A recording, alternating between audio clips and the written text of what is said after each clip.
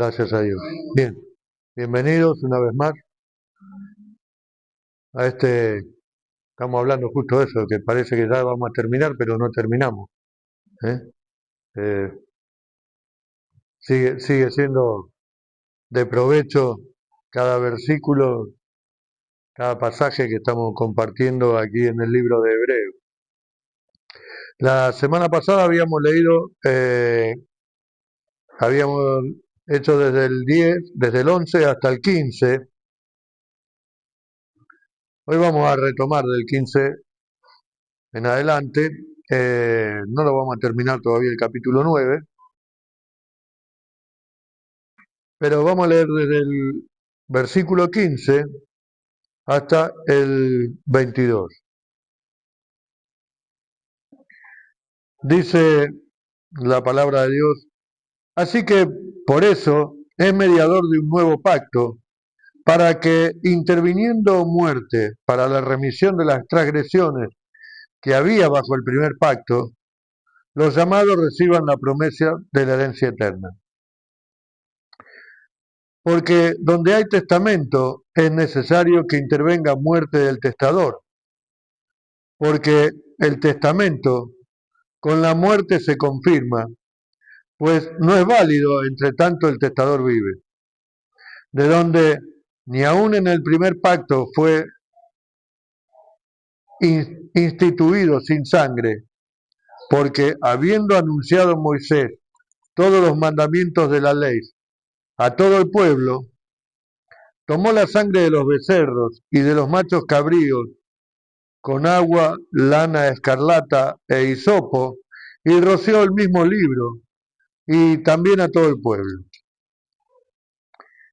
diciendo: esta es la sangre del pacto que Dios ha mandado. Y además de esto, roció también con la sangre el tabernáculo y todos los vasos del ministerio, y casi todo es purificado según la ley con sangre, y sin derramamiento de sangre no se hace remisión.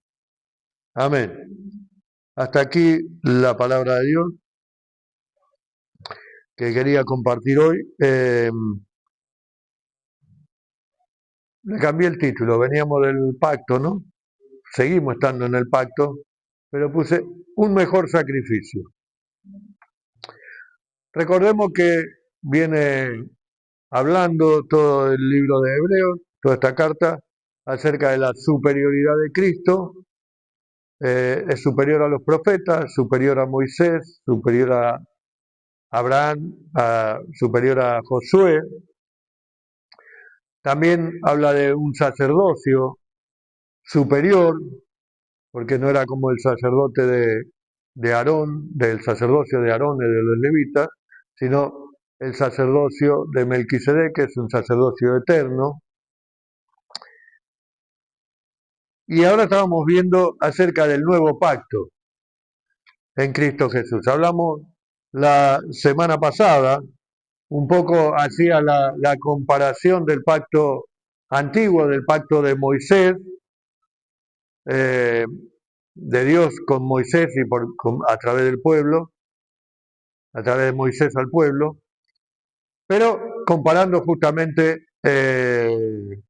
a Jesús como el nuevo pacto.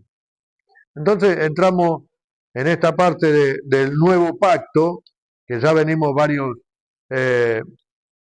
martes hablando del nuevo pacto, y la semana pasada hablábamos acerca del tema del tabernáculo y los utensilios, las últimas 2 semanas, ¿no? Y lo que significaban y cómo era y qué pasaba con Jesús ahora en este momento. Y terminamos justamente hablando en el versículo 15, cuando decía que es un mejor mediador de un nuevo pacto, ¿no? Que es el que está intercediendo por nosotros. Habíamos hablado también al haber un nuevo sacerdote y tenía que haber un nuevo pacto, al haber un nuevo eh, pacto tenía que haber un nuevo sacerdote.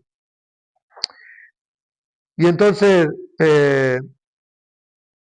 hablábamos la semana pasada que justamente como mediador del nuevo pacto, y habíamos dicho, si se acuerdan, que la misma palabra que se usa para pacto se usa para testamento. Así que en el versículo 15 esa palabra figura como pacto, en el 16 y 17 como testamento y en el 18 nuevamente como pacto. Eh, Más que nada vamos a hablar, dije, respecto a un mejor sacrificio. Entonces vamos a hablar del tema de la sangre de Jesús. ¿Por qué la sangre? Leímos el final, el versículo 22, que dice, sin sangre no hay remisión de pecado. Entonces vamos a volver un poco para atrás, pero el versículo 14 decía, ¿cuánto más vale la sangre de Jesús, ¿no? Derramada en la cruz? Hay un mensaje de Spurgeon, donde justamente hablaba de la sangre de Jesús, del valor de la sangre de Jesús, y decía que había tres tontos. Empezaba así, tres tontos. El primero, dice, era un soldado que en campo de batalla es herido y viene el médico para asistirlo y curarlo, y el hombre, antes de dejarse curar, le dice, ¿qué tipo de bala es? ¿Qué arma era con la que me dispararon? ¿Qué marca era el rifle? ¿Quién fue el soldado que me disparó? El segundo tonto, dice, era el capitán de un barco, que estaba en medio de una tormenta con olas gigantescas, el barco a punto de naufragar, y él estaba encerrado en su oficina, en vez de estar al timón y dando orden, tratando de salvar el barco y la tripulación, estaba analizando los gráficos para ver de dónde y por qué se produjo la tormenta. Y el tercer tonto, dice, era un hombre que estaba a punto de morir como consecuencia de sus pecados.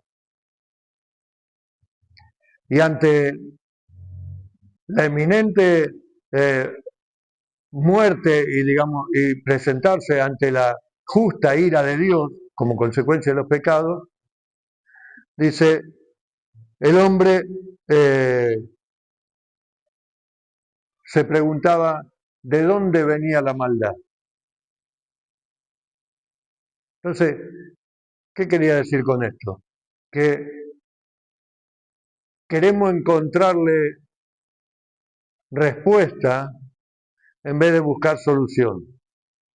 Y Jesús, por medio del sacrificio expiatorio en la cruz del Calvario, justamente le dio solución al tema del pecado. Que habíamos dicho anteriormente, la ley no podía perdonar pecados. Los cubría de alguna manera, pero no los podía perdonar. Pero en el sacrificio expiatorio de Jesús, en el plan perfecto de Dios, en el diseño perfecto de este plan de Dios, eh, vino la solución al pecado. Y esto es un poco lo que vemos con el nuevo pacto y con lo que está confrontando acá eh, el autor de la carta a los hebreos, porque recordemos que él está hablando a los judíos de ese entonces que se habían convertido, pero querían volverse como consecuencia eh, de la persecución, querían volver al judaísmo. Entonces lo confronta con esta verdad del Evangelio. Entonces dice, y entonces compara el nuevo pacto, hablando del pacto, lo compara con una situación jurídica, podemos decir, porque habla de un testamento. Leímos en el versículo 16, porque donde hay testamento es necesario que intervenga muerte del testador. todos sabemos que el testamento se escribe antes, obviamente, de la muerte. Quien quiere dejar una herencia lo escribe y lo deja por escrito, y ese testamento únicamente tiene validez cuando la persona muere. Mientras la persona está viva, ese testamento, podemos decir, no tiene validez, si bien está autenticado, sellado, todo lo que quiera, porque puede ser modificado, porque el hombre puede arrepentirse a último momento, puede cambiar y puede cambiarlo cuando quiera. Entonces, pero si ese testamento, el testador, o sea, el que lo escribió, muere, es inmutable, ya no puede ser cambiado. Entonces, acá compara, justamente hablando del nuevo pacto, el sacrificio de Jesús como, como un testamento, digamos. Necesitaba, obviamente, para que ese pacto, ese nuevo pacto tenga validez, tenía que haber muerte. Ahora, es interesante, yo la semana pasada le había dicho, no encontraba el versículo donde decía que la vida, hablaba de la vida y de la sangre, y está en capítulo 17 de Hebreos, que habíamos leído algunos versículos. En el 17, capítulo 17 de Levítico, dice, porque la vida de la carne en la sangre está, y yo las he dado para hacer expiación sobre el altar por vuestras almas, y la misma sangre hará expiación de la persona. Es decir, en la sangre, lo que dice la Biblia, en la sangre está la vida. De hecho, uno puede morir desangrado por un corte, se va a la sangre, tiene todos los órganos que funcionan perfectamente bien, pero sufrió un corte profundo y se desangra antes de llegar al hospital y se muere porque no tiene sangre. O sea que, de alguna manera, lo que la Biblia dice, la vida está en la sangre. La vida del cuerpo está en la sangre. Y cuando habla del testamento, volviendo a Hebreo, dice, es necesario que intervenga muerte del testador. Y el versículo 17 dice, porque el testamento con la muerte se confirma, pues no es válido entre tanto que el testador vive. Lo que decía recién, si no muere, de hecho, tiene que traer, además de que saber que se murió, que lo enterraron y todo, dame el certificado de defunción que realmente se murió. No puedo ir al juego, al abogado, a reclamar. Hubo un caso acá en la Argentina que duró como más de 20 años, de un millonario, no me acuerdo ahora el nombre, pero me vino el apellido, era en realidad, no me acuerdo si era en la provincia de Córdoba, era un hombre de mucho dinero, y que un hijo de una empleada doméstica reclamaba la herencia.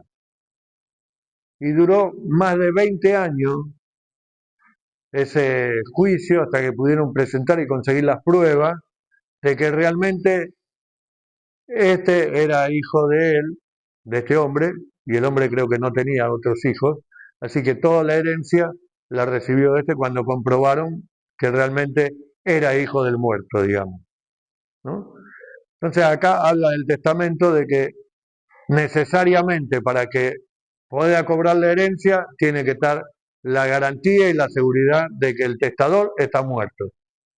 Si no, no vale. Y cuando habla, recién cuando hablaba de la sangre, de la vida en la sangre, justamente, porque estamos hablando del nuevo, este es el nuevo pacto en mi sangre, dijo Jesús. ¿Por qué? ¿Cuánto hablamos ya de que el sumo sacerdote tenía que entrar una vez al año vestido de determinada manera, tal día, y tenía que entrar con la sangre del animal para presentar?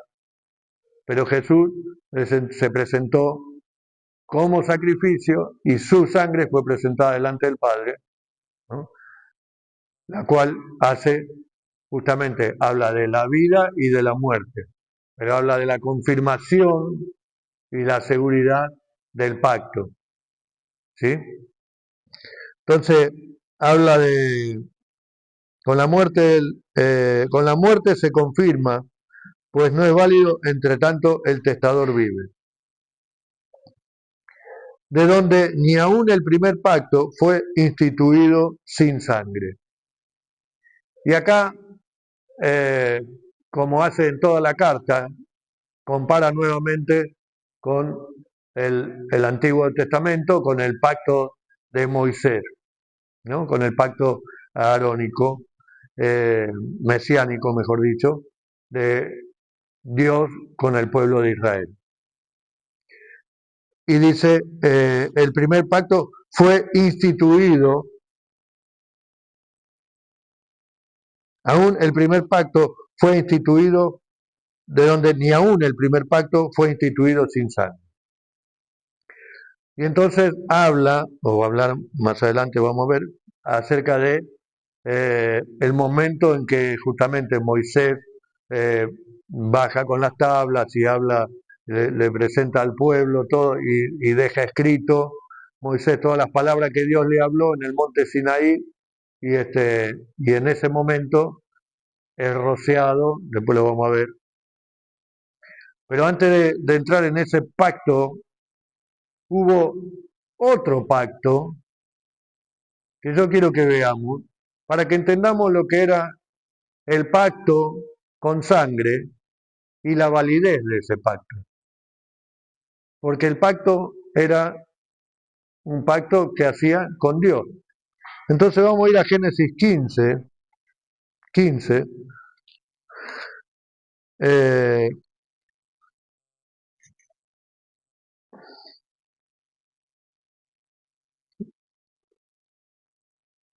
Génesis 15, versículo 9. Dice, Dios le dijo a Moisés, a Abraham, le había prometido que iba a tener un hijo, ¿no? Que iba, de su simiente iban a ser salvas todas las naciones de la tierra. Y en el versículo 9 Dios mismo le dice, y tráeme una becerra de 3 años, y una cabra de 3 años, y un carnero de 3 años, y una tórtola también, y un palomino. Y tomó él todo esto y los partió por la mitad y puso cada mitad una enfrente de la otra, mas no partió las aves. Más abajo, en el versículo 17 dice, y sucedió que puesto el sol y ya oscurecido, se veía un horno humeando y una antorcha de fuego que pasaba entre los animales divididos. En aquel día Jehová hizo un pacto con Abraham diciendo a tu descendencia daré esta tierra desde el río Egipto hasta el río grande, el río Éufrates, la tierra de Ceneo, bueno. Eh, pero a lo que iba era esto, el pacto en ese momento con Abraham, donde le dijo que le presente esos animales, dice, Abraham los partió y los puso cada mitad una frente a la otra. O sea que si uno lo unía, se hacía el animal completo, pero puso cada uno frente a la otra. Y para sellar ese pacto, lo que tenía que hacer era pasar por el medio, o sea, habrá puesto como una mesa donde puso todos los animales de frente, las partes, digamos, frente con frente, y tenían que pasar por el medio. ¿Por qué? Porque si no cumplía, esto le iba a pasar a la persona que no cumplía el pacto.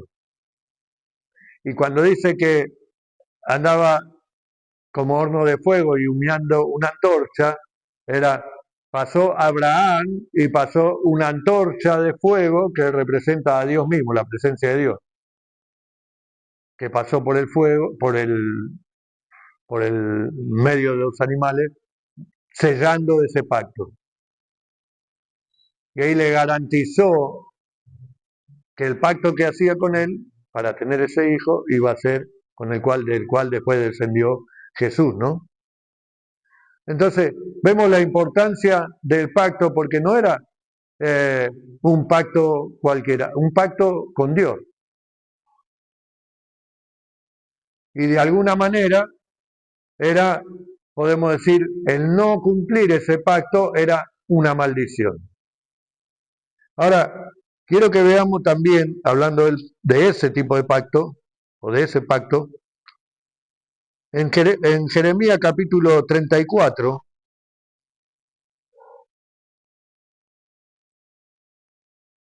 hay un pacto quebrantado. El rey es Ezequías y, y le dice en el versículo 8 del capítulo 34, el que habla de Jeremías, palabra de Jehová que vino a Jeremías. Después que Sedequías hizo pacto con todo el pueblo en Jerusalén para promulgarle libertad, que cada uno dejara libre a su siervo y a su sierva, hebreo y hebrea, que ninguno usase a los judíos, sus hermanos, como siervos. Cuando oyeron todos los príncipes y todo el pueblo que había convenido en el pacto de dejar libre cada uno a sus siervos y cada uno a sus siervas, que ninguno los usase más como siervos, obedecieron y los dejaron. Acá Sedequías quiso retomar o encaminar al pueblo de alguna manera y una de las cosas era no podían ser esclavos ellos mismos y dice todos los que sean que tengan a hebreos sus hermanos como esclavos lo tienen que dejar en libertad. Cuando escucharon la palabra dijeron bien, vamos a dejarlo en libertad y lo dejaron en libertad. Pero después, dice el versículo 11, se arrepintieron e hicieron volver a los siervos y a las siervas que habían dejado libres y los sujetaron como siervos y siervas, es decir, los volvieron a tomar como esclavos. Entonces vino palabra de Jehová a Jeremías diciendo, así dice Jehová de Israel, yo hice pacto con vuestros padres el día que los saqué de la tierra de Egipto, de casa de servidumbre, diciendo, al cabo de 7 años dejará cada uno a su hermano hebreo que le fuere vendido, le servirá 6 años y lo enviará libre. Pero vuestros padres no me oyeron ni inclinaron su oído. Y vosotros os habíais hoy convertido y hecho lo recto delante de mis ojos, anunciando cada uno libertad a su prójimo. Y habían hecho pacto en mi presencia, en la casa en la cual es invocado mi nombre. Pero os habéis vuelto y profanado mi nombre, y habéis vuelto a tomar cada uno a su siervo y cada uno a su sierva, que habéis dejado libre a su voluntad, y los habéis sujetado para que os sean siervos y siervas. Por tanto, así dijo Jehová, vosotros no me habéis oído para promulgar cada uno libertad a su hermano y cada uno a su compañero. He aquí que yo promulgo libertad, dice Jehová, a la espada y a la pestilencia y al hambre, y los pondré por afrenta a todos los reinos de la tierra. Y entregaré a los hombres que traspasaron mi pacto, que no han llegado, que no han llevado a efecto las palabras del pacto que celebraron en mi presencia, dividiendo en dos partes el becerro y pasando por en medio de ella. Acá está lo que hablaba del pacto, ¿no? Dividiendo el becerro y pasando entre medio de ella. A los príncipes de Judá y a los príncipes de Jerusalén, a los oficiales, a los sacerdotes y a todo el pueblo de la tierra que pasaron entre las partes del becerro, los entregaré en manos de sus enemigos y en manos de los que buscan su vida. Y sus cuerpos muertos serán comida de las aves del cielo y de las bestias de la tierra. Y a Sedequías de Judá y a sus príncipes los entregaré en manos de sus enemigos y en manos de los que buscan su vida, y en manos del ejército del rey de Babilonia que se ha ido a vosotros. He aquí mandaré yo, dice Jehová, los haré volver a esta ciudad, y pelearán contra ella, y la tomarán, y la quemarán con fuego, y reduciré a soledad las ciudades de Judá hasta no quedar morador. acá vemos la implicancia de no haber seguido el pacto y lo aclara perfectamente, dice, porque ustedes serán el pacto pasando por entre medio de los becerros. Esa era la garantía de que uno iba a cumplir, de la obediencia. Pero al ser desobediente, Dios dijo, lo voy a partir y que sean muertos, que sean llevados cautivos y todo, ¿no? Entonces vemos la importancia de los pactos y lo que significaba la sangre en medio de esos pactos. Entonces, volviendo a Hebreo,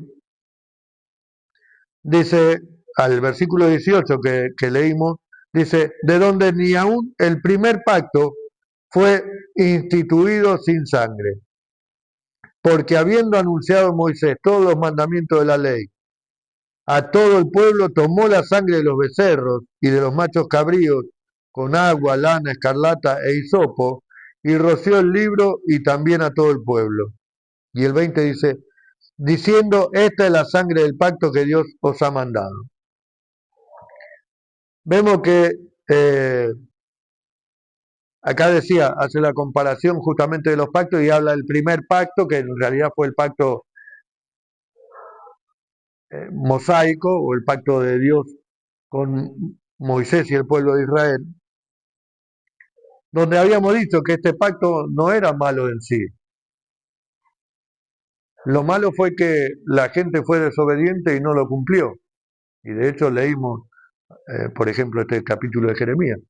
Pero la ley en sí no era mala, sino que en realidad no la podían cumplir. Además de que la ley no perdonaba los pecados, sino que los cubría temporalmente, porque los sacerdotes todos los días tenían que ir y hacer expiación por los pecados, ¿no? Entonces, hablando justamente de este primer pacto, del pacto de Dios con Moisés, dice, lo vamos a leer en el capítulo 24 de Éxodo,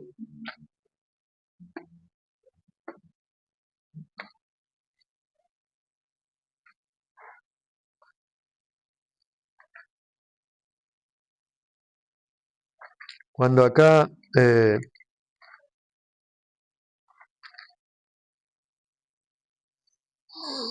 capítulo 24 de Éxodo, dice el versículo 3, y Moisés vino y contó al pueblo todas las palabras de Jehová y todas las leyes, y todo el pueblo respondió a una voz y dijo, haremos todas las palabras que Jehová ha dicho. Y Moisés escribió todas las palabras de Jehová, y levantándose de mañana, edificó un altar al pie del monte y 12 columnas según las 12 tribus de Israel. Y envió jóvenes de los hijos de Israel, los cuales ofrecieron holocaustos y becerros como sacrificios de paz a Jehová. Y Moisés tomó la mitad de la sangre y la puso en tazones, y esparció la otra mitad de la sangre sobre el altar. Y tomó el libro del pacto y lo leyó a oídos del pueblo, el cual dijo, haremos todas las cosas que Jehová ha dicho y obedeceremos. Entonces Moisés tomó la sangre y roció sobre el pueblo y dijo, he aquí la sangre del pacto que Jehová ha hecho con vosotros sobre todas estas cosas. Esto es lo que describe acá en Hebreo capítulo 9, versículos 19 y 20, y hablando de que justamente ya desde el primer pacto fue instituido por sangre, y tenemos que pensar que en esta primera parte donde habla en estos dos versículos, donde hemos leído ahora en hebreo, todavía no estaba el tabernáculo.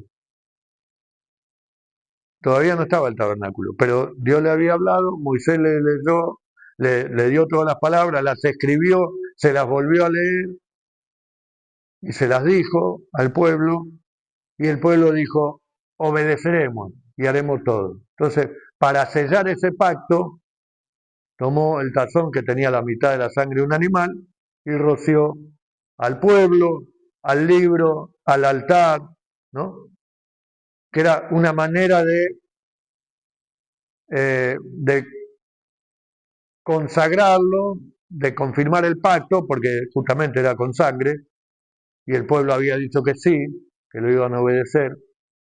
Después de eso Moisés eh, les dice para hacer el tabernáculo y bueno, y recaudan todo lo que juntan para justamente y se hace tiempo después el tabernáculo. Y también cuando hacen el tabernáculo, cuando ya está el tabernáculo, eh,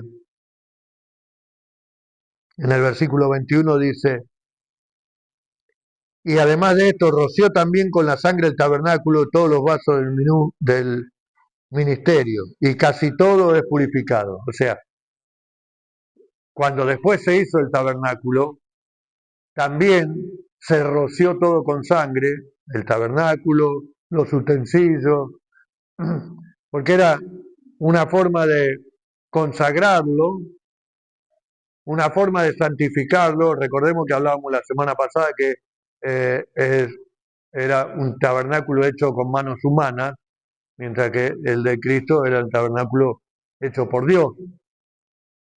Eh, entonces, siempre había que rociarlo con sangre. ¿Por qué? Porque, como dijimos, en la sangre estaba la vida y significaba, llevándolo a Jesús, si había sangre, quiere decir que en la sangre estaba la vida, pero también había muerte. Hablamos del testamento y del testador. Ahora, acá en el versículo 20 de Hebreo, leímos diciendo, esta es la sangre del pacto que Dios ha mandado.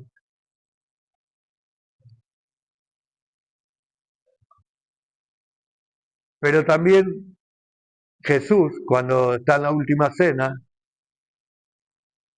dice, en realidad lo que leímos en Moisés dice, he aquí la sangre, el que leímos en Éxodo. Pero acá dice, esta es la sangre del pacto que Dios os ha mandado.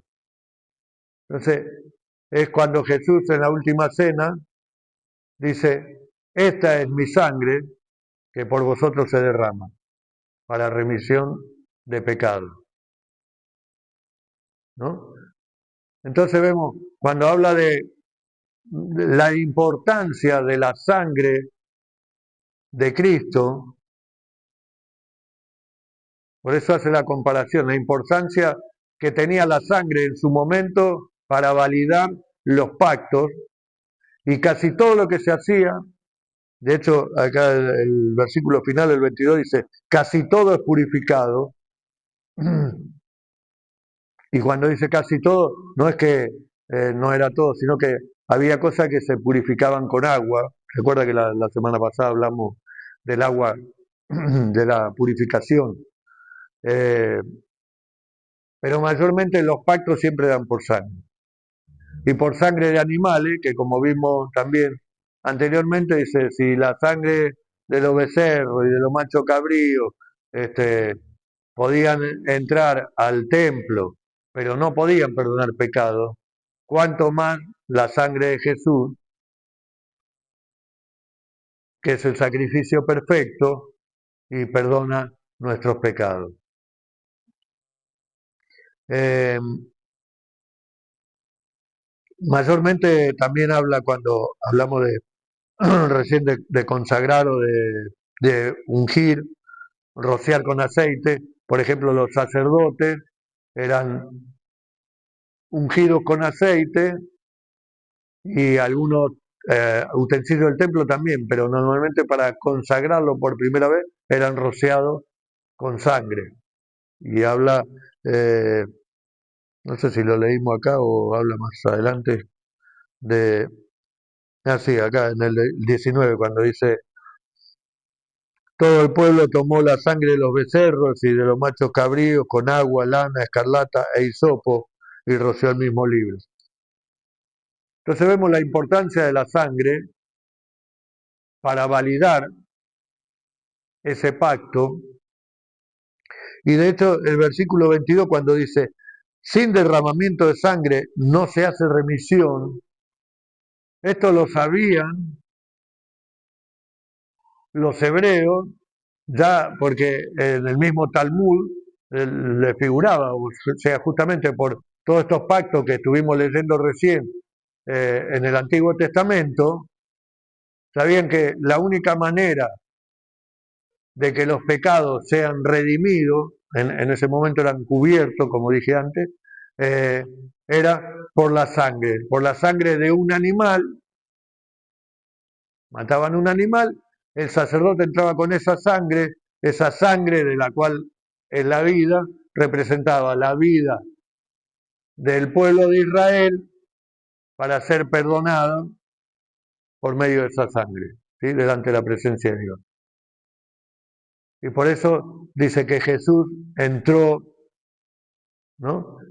Eh, atravesó, cuando se rompió el velo, dice, él penetró hasta los cielos y está sentado a la diestra del Padre, y este mejor pacto porque antes el sacerdote, como dije, el sumo sacerdote entraba una vez cada tanto, una vez por año solamente, y después todos los días había sacrificios y ofrendas de paz, pero era constante, pero el sacrificio de Jesús fue mejor porque fue único, dice, una sola vez y para siempre. Por eso hay, después lo vamos a ver ya seguramente la semana que viene, eh, la semana pasada habíamos hablado de la remisión de los pecados y que tenía que ver la limpieza de la conciencia y cuánto tenía que ver la culpa del pecado, ¿no? La carga de la culpa y todo eso. Y viendo que Jesús entró una vez y para siempre, o sea, no hay que presentar otro sacrificio porque si Jesús no hubiera resucitado, no hubiera muerto, su sangre no tendría ninguna validez y no hubiera habido ningún pacto y seguía habiendo los sacrificios de animales y todo eso. Pero habiendo este nuevo pacto, el sacrificio de Jesús en la cruz, la sangre que nos limpia de todo pecado, eh, no hace falta y nos limpia la conciencia. Y uno piensa en, por ejemplo, en la Iglesia Católica, viste que está leyendo el cura y entonces uno dice, por mi culpa, por mi culpa, por mi grandísima culpa. Entonces tiene que ir repitiendo cada rato que es por mi culpa. Ya está, Jesús pagó una vez por mi culpa. Si yo acepté como mi Señor y mi Salvador, Jesús ya me limpió, ya me perdonó, ya se llevó mi culpa, mi pecado, ¿no? Entonces, no tengo que todos los días y cada rato por mi culpa, por mi culpa, por mi grandísima culpa. Sí, ese sacrificio fue por mi culpa y por la culpa de muchos, obviamente. Pero cuando yo reconozco en el sacrificio de Jesús, en este nuevo pacto, ya la culpa no está más. ¿Sí? Eh, bueno,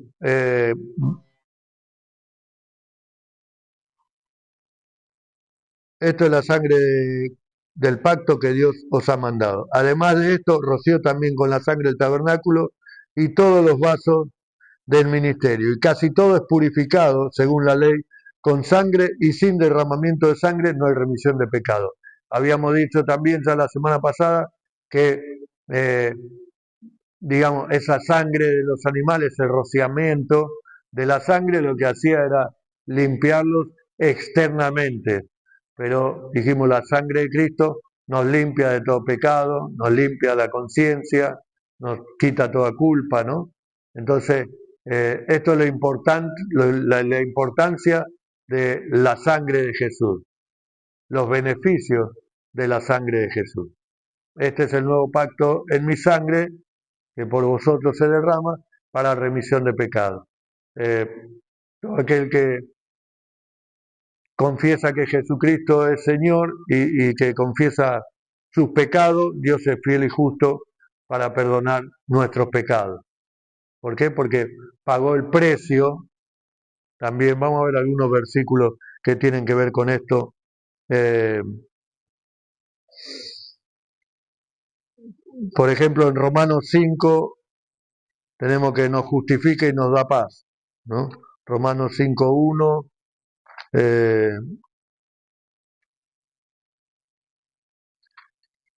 dice, justificado pues por la fe, tenemos paz para con Dios por medio de nuestro Señor Jesucristo. Y en el versículo 9 dice, pues mucho más estando ya justificados en su sangre, por él seremos salvos de la ira. Porque si siendo enemigos fuimos reconciliados con Dios por la muerte de su Hijo, mucho más estando reconciliados seremos salvos por su vida. También en 1 Corintios, capítulo 6, versículo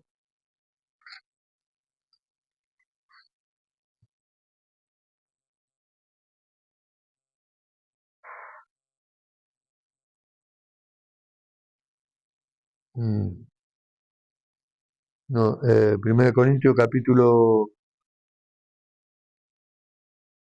7, 23 dice, por precio fuiste comprado, no os hagáis esclavos de los hombres. Entonces, ¿cuál fue el precio? La sangre de Jesús. ¿Sí? También en 1 Pedro 18, capítulo 1,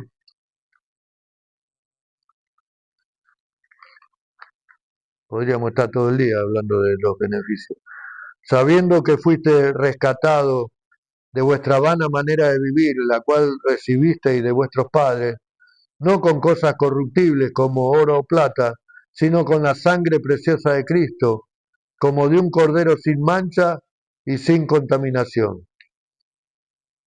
Vemos que nos compra, que el valor de la sangre de Jesús, eh, que, que nos limpia del pecado, nos perdona, nos justifica delante de Dios, ¿no? Que nos da paz, nos da seguridad, tenemos garantía de justamente, como dije antes, si no hubieran muerto,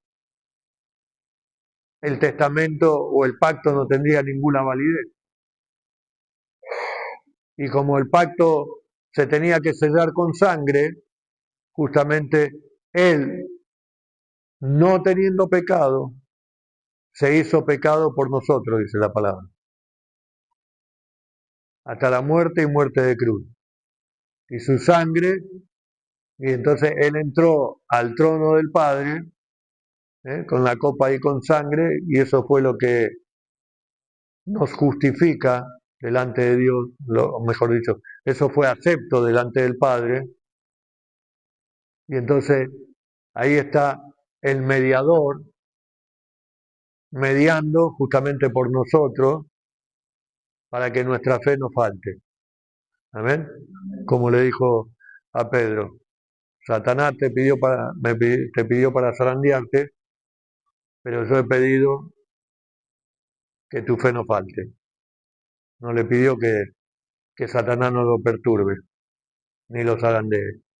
Así que a veces cuando pedimos porque estamos pasando por la zaranda, quiere decir que Dios está tratando de inyectar en nosotros fe, ¿no? Para que podamos soportar las pruebas, como dice la palabra. Eh,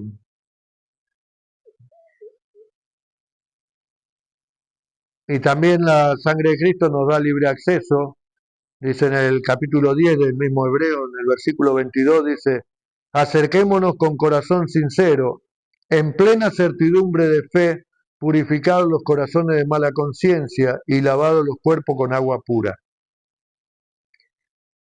Entonces vemos que los beneficios de la sangre de Jesús, porque garantizan, nos dan seguridad, nos permiten entrar confiadamente al trono de la gracia. Pero también hablamos la semana pasada que este nuevo pacto de Jesús vino para Recuerdan que dijimos para los que estuvieron ya antes del pacto, como Abraham, Isaac, Jacob, Noé. De hecho, vamos a ver después cuando sea el capítulo 11, el capítulo de la fe de Hebreo, donde habla justamente que por la fe, por ejemplo, Abraham esperaba ver la Jerusalén celestial. O sea, a ellos les fue prometido. No lo pudieron ver, pero en el sacrificio de Jesús hizo que ellos puedan acceder hoy al trono de la gracia. Amén. Y de la misma manera, esta sangre nos da la seguridad, la garantía, la certeza de que este pacto es totalmente válido y nos da la seguridad de que sabemos que en él tenemos la vida eterna. Amén. Que tenemos perdón de pecado, dice, no se acuerda más de eso y lo tira a lo profundo de la mar. Entonces, a veces nos quedamos como, pero yo hice tal cosa y no sé, porque yo fui tan malo y porque yo hice tanto. Ya está. Jesús pagó el precio. Si crees que Jesús es tu Señor, tu Salvador, y que tiene poder para perdonar los pecados, para librarte del pecado y de la culpa, listo. No seamos como los tres tontos que tratamos de buscarle la vuelta en vez de encontrar la solución. Ya Cristo pagó el precio. Nosotros no tenemos que hacer nada. Simplemente obedecer para no ser como el pueblo de Israel, ¿no? Y mantenernos en fe, confiando en la certeza de que Él pagó el precio por nosotros, nuestros pecados, nuestras culpas fueron borradas, ¿no? Y no tenemos por qué traerlo a memoria, cosas, ni tenemos por qué dudar de que si Dios me puede perdonar. Que probablemente todo pecado tiene consecuencias, eso es indudable, eh, y hay que pagar. Siempre digo, si alguien mata a una persona y en el interín, o mejor dicho, va preso, y en el interín se convierte a Cristo y se hace cristiano, Cristo ya pagó el precio, es cristiano. Ahora, la culpa del asesinato la tiene que pagar, es la consecuencia del pecado. No podés estar libre de eso. Entonces, los pecados traen consecuencias, pero Jesús pagó por nuestros pecados. Nos libró de eso. Entonces, de ahora en más dice que ahora estamos, el que está en Cristo, nueva criatura es. Las cosas viejas pasaron, de aquí en más son todas hechas nuevas. Entonces, borrón y cuenta nueva. Ahora, no puedo hacer borro hoy, mañana lo ensucio. Borro mañana y después lo ensucio. ¿Sí? ¿Se entiende? Entonces, Cristo nos limpió de todo pecado. Nos limpió de conciencia, de culpa, la maldad, ¿no? Nos libertó. Entonces, es tarea nuestra mantenernos en fe y confiando en el perfecto pacto que nos da la seguridad de que justamente tenemos redención, justificación y vida eterna en Cristo Jesús. Amén. Vamos a terminar acá. Eh, sí, la semana que viene vamos a terminar seguramente el capítulo 9. Igual, esto del sacrificio y del pacto todavía sigue hasta el capítulo 10, más o menos hasta el 10-18, sigue hablando de el pacto, de la sangre, ¿no? Así que estemos atentos, leamos, busquemos en oración, consagrémonos delante de Dios y a la luz de la palabra, ¿no?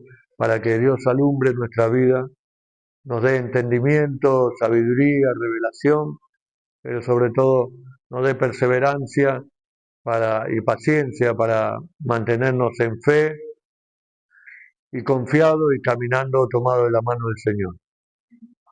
Padre amado, te damos gracias una vez más por tu amor y misericordia. Gracias por tu bendita palabra, Señor. Gracias porque nos has regalado eh, el tener el privilegio de tener la palabra que nos trae luz, que nos alimenta, que nos alienta, que nos fortalece, que también la usamos como un espejo porque nos muestra las cosas que tenemos que cambiar y dejar de lado para corregir, para caminar en justicia, en verdad, tomado de tu mano. Señor, ayúdanos cada día a caminar en integridad, en santidad, a la luz de tu palabra. Espíritu Santo, ministra espíritu de sabiduría, de discernimiento en cada uno de nosotros, de entendimiento, para poder cada día hacer tu voluntad, dejarnos guiar por ti, Señor, y que donde vayamos, Señor, podamos ser luz, podamos ser obedientes a tu palabra, Señor, tener la certeza y la seguridad y la confianza, que de eso se trata la fe, la confianza de que vos sos nuestro Señor, nuestro Salvador, y en ti tenemos perdón de pecado, redención, salvación y vida eterna. Te damos gracias, Señor, y nos encomendamos en tus manos. Despídenos con tu paz. Te lo pedimos todo en el nombre de Jesús. Amén y amén. Dios te bendiga.